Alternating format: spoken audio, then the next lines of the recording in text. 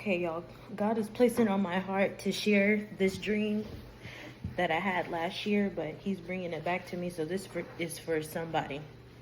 Somebody is friends with someone who is not their real friend.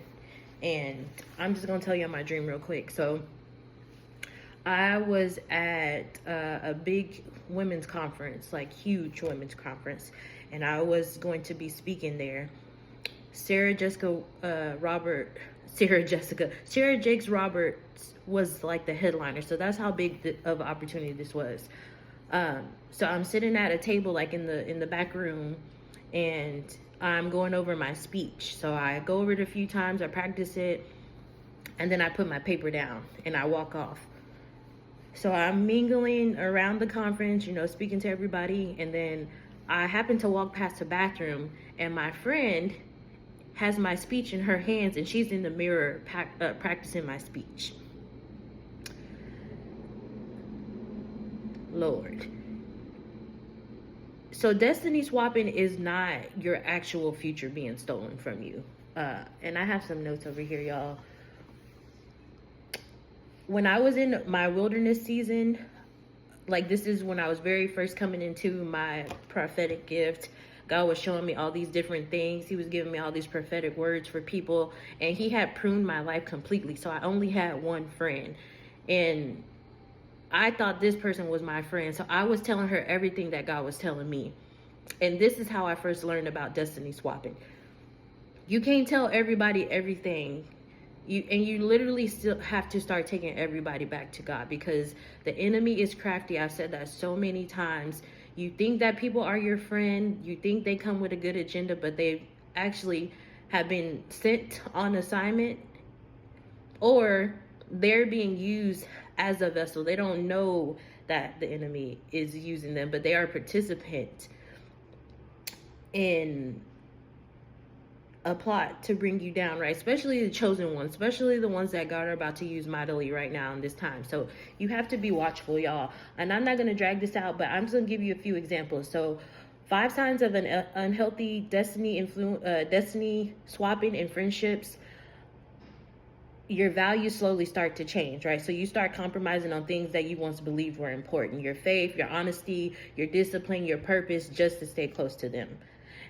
Your calling or goals get quieter, not stronger. Instead of being encouraged towards your gifts, you feel distracted, delayed, or pulled into their priorities instead of your own. 3, you begin carrying consequences that aren't yours. So you find yourself stuck in drama, trouble, or habits that started with them, even though that wasn't your path before. Number 4, the friendship requires self-denial instead of growth. You feel like you have to shrink, hide, or trade who you are to keep the relationship. Look, y'all, I don't play about JC and he don't play about me. So if you're not down with JC, then you can't be down with me.